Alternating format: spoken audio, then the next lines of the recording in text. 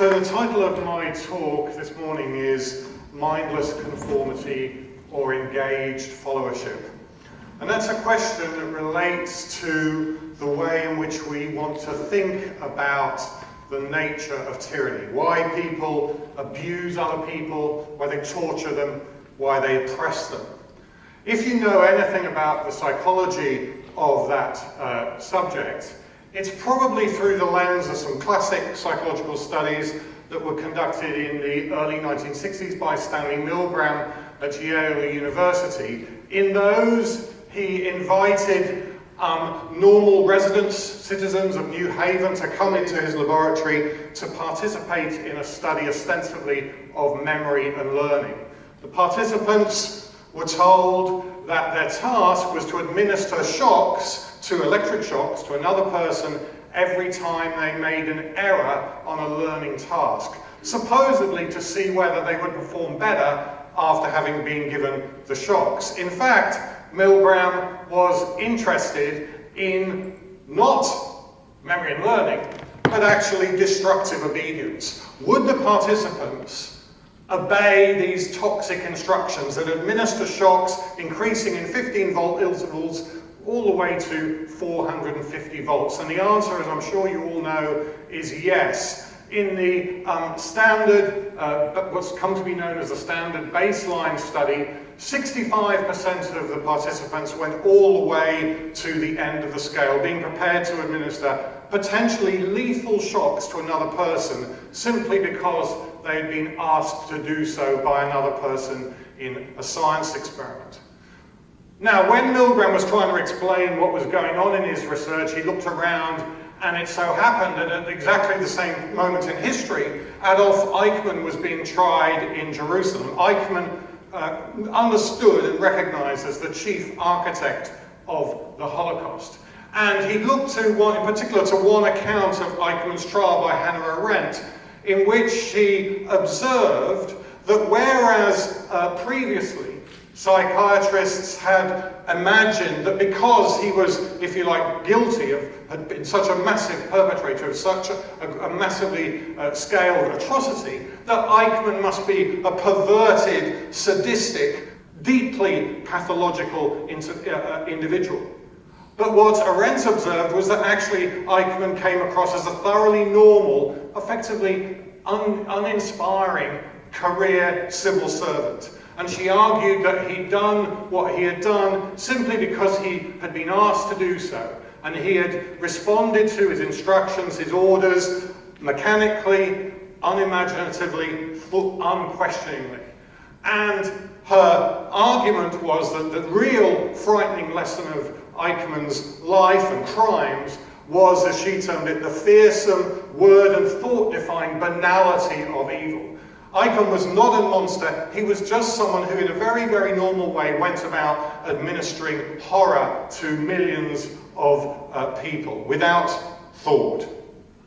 And for Milgram, of course, he saw the connection with his own participants. And he said that Arendt's conception of the banality of evil comes closer to the truth than one might dare imagine. The ordinary person who shocked the person did so out of a sense of obligation, a conception of his duties as a subject, and not from any peculiarly aggressive tendencies. The core message here then is that tyranny and oppression thrive because perpetrators conform thoughtlessly and mindlessly to authority. If someone asks us to do it, we just get on with it, we don't ask why. And that has really become the dominant model of evil, tyranny and oppression for the last 50 years. It's invoked pretty much routinely to explain everything from abuse at Abu Ghraib, corruption in Enron, or everyday terrorist atrocities around the world.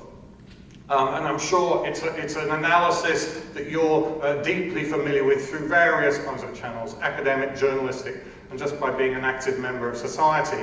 However, recently a number of people have started to question that analysis. It started in particular with the work of historians who went back over the details of the lives of Nazi perpetrators like Eichmann and argued that the banality of evil analysis did not stack up. This is a statement from Lozovich in the book Hitler's Bureaucrats. Eichmann and his ilk did not come to murder Jews by accident, nor by blindly following orders, or in a fit of absent-mindedness, or by being small cogs in a big machine. They worked hard, thought hard, took the lead over many years. They were the alpinists of evil. Ian Kershaw, the British historian, looking at the dynamics of the Nazi state, argues that what was going on there was not obedience to authority or the obeying of orders. Rather, it was a process he describes as working towards the Führer, where committed Nazis who believed in the Nazi cause asked themselves, what is it that my leader, the Führer, would want me to do in this situation? What's appropriate in order for me to realize my little bit of contribution to the big Nazi project? Now, the question that my colleagues and I, and in particular Steve Reicher at the University of St Andrews, have asked is, might the same process of working towards a leader, or perhaps working towards an experimenter, explain what's going on in the Milgram paradigm and other similar studies? And what I want to do in the time left to me is to suggest that yes, that is indeed what is going on. And our analysis suggests that what underlies participants' willingness to administer shocks is not blind conformity, but actually engaged followership, in which people respond enthusiastically and with commitment and a certain amount of imagination to not so much the instructions, but the vision of leaders. And there are 4 lines of evidence which really speak to this, and that I'm going to go through very quickly. The first draws on a little known but actually core fact about Milgram's research, which is that he didn't just conduct one study. His program was comprised of around 30. And if you look at those studies, what you see is that the level of obedience that was displayed in them varied dramatically.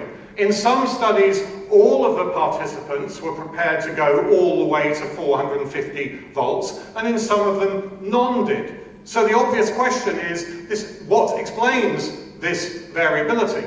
And more particularly, it doesn't seem like a natural process that people just do what they're told, because they were always told the same thing. Instead, they're responsive to some contextual cues. What might those be? Well, Steve and I, in our research, the starting point was to give people like yourselves details of those variants and ask them to what extent a particular variant encourages participants to identify with the experimenter and their science, their scientific project, or alternatively to identify with the learner. That's variability in obedience across the different variants, from very high to very low. And what you see, if you look at patterns of predicted identification with the experimenter, is that those map very closely onto those levels of obedience. On the other hand, identification with the learner, the victim, goes in the opposite direction and is negatively correlated with obedience. And again, this is, or interestingly, this is something that Milgram's own insights at the time that he was conducting the study suggest was very much going through his own mind. He said, the subjects have come to the laboratory to form a relationship with the experimenter, a specifically submissive relationship in the interest of advancing science. They have not come to form a relationship with the victim. And it is this lack of a relationship in the one direction and the real relationship with the experimenter in the other that explains the results. In other words, participants obey, if you want to call it that, we don't actually, but not because they identify with the experimenter and do not identify with the learner. This is something that we've explored in other research by looking at how people respond to prompts that they're given by the experimenter in the event that they turn out to be reluctant to continue administering shocks. When that happens, the experimenter gives them a series of 4 predetermined prods. The first is, please continue. The second is, the experiment requires that you continue. If they still don't want to go on, he says it's absolutely essential that you continue. And finally, he says, you have no other choice, you must continue. Now what's interesting about that is that of those prods, only one is a direct order. It's the last one. Okay. So if the Milgram studies are about obeying orders, what you should see is that that prod is particularly effective. But actually what you find is exactly the opposite. In Milgram's own research and in replications of it, you find that when that last prod is given, not a single participant obeys it. So when people are told, ordered to do something, they say, no, I'm not going to. So ironically, and it's a pretty profound irony, the one thing that the Milgram studies are understood as showing is the one thing that they don't show. When people are ordered to do something, they actually don't. And this is something that we've looked at in some additional research of ours, in which we've actually controlled the prods more systematically in a sort of rigorous experimental design. And what you see there, again, is that the final prod is particularly unsuccessful. It's not a very good strategy. Okay? Why is it unsuccessful? The argument, we suggest, is because it positions the experimenter as someone who is working against or not with the participant. It suggests that they are using power over them rather than engaging in a collaborative, cooperative enterprise. What is the prod that's most successful? Well, it's the one that says the experiment requires that you continue. Why is that successful? Because it appeals to an identity-related activity that the experimenter and the participant share, an interest in advancing science. This is something in a third stream of research we've investigated by manipulating identification with the experimenter and with science directly. Okay, so we have a control condition, but we also have a high identification condition in which we say to people, list 3 things that you think are important about science, that you like about science, that you have in common with scientists. And we have a low identification condition. List 3 things that you find problematic about science, that you dislike about science, and that differentiate you from scientists. Well, what you see is that in the high identification and like the control condition, actually about 50% of participants go all the way to the final instruction. They show total obedience, if you like. But in the low identification condition, actually their willingness to do so is dramatically reduced. In that condition, only about, or fewer than 10% of people go to the end. Final piece of evidence is, okay, this is conjecture or experimental work after the fact. In recent years, we've gone back into Milgram's archives at Yale to see if there's any sense that what I'm talking about now was what was actually going on there. And what you see, going through Milgram's notebooks, I've given you some of that information already, but also details of the transcripts of the studies and so on, is that actually Milgram, as a sort of leader of the scientific enterprise, went to great lengths to encourage identification on the part of participants with his project. So he bigged up the science in order to encourage engagement with his mission, his task, his experimental activities. He spent a very long time honing the shock apparatus, for example, to make it look like a really impressive piece of engineering equipment. And when the participants turned up to the lab, he gave them a big story about how important what they were doing was for science.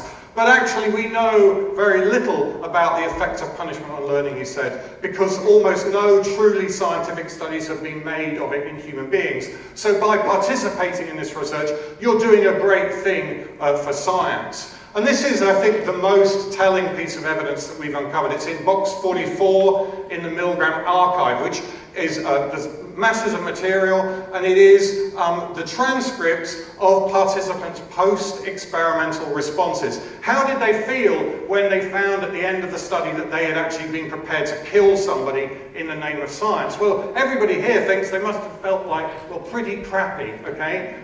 That must have been a terrible thing, and they must have been embarrassed, to say the least, but they might have felt pretty rotten. Well, actually, far from it. Because what you see there is that participants weren't really distressed at all. On the contrary, they were actually pretty happy. Why? Because in the brief debriefing, Milgram had explained to them that they had made a major contribution to science through their efforts, and they had the sense that they had made this big contribution to a cutting-edge piece of science. More particularly, rather than thinking, I've done something wrong, Milgram in his debriefing explained to them that they'd actually done a wonderful thing, and they had no sense of having done anything wrong. Yes, delivering shocks to other people was unpleasant, and at the time they would rather not have had to do it, but ultimately they felt happy because through their willingness to stick with the task, they had proved themselves to be worthy, good subjects. This is one participant's responses. Briefly, I am happy to have been of service. The money was donated to the Cancer Fund. You see, my interest lay in being of service. Continue your experiments by all means, as long as good can come of them. In this crazy mixed up world of ours, every bit of good is needed. So the participants, far from thinking they'd done something terrible, thought they'd done something wonderful. That is frightening. That is shocking. And actually that, I think, is the most alarming element of Milgram's research. So to conclude, what I want to say is tyranny isn't a product of natural or blind obedience. This is something that Milgram himself recognized. Even in this experiment, we must disguise the character of obedience so that it appears to serve a productive end. Therefore, we are not dealing with blind obedience, he said. It's ironic, of course, that he wrote that in his notebooks, and that's absolutely not what people understand his research as saying. Indeed, it probably isn't obedience at all. Rather, it's engaged followership that's predicated upon identification with those in authority whose cause is believed to be right and who are followed on this basis. And the final point there then is, if you look at tyranny around the world, what makes people willing to abuse, to tyrannize, to oppress, to torture other people? Well, the first thing to note is it is very hard work. It requires energy, application, and enthusiasm. It isn't something that you sleepwalk into like a zombie. No, it's hard work, and ultimately, perpetrators are people who do what they do because they see it to be a labour of love.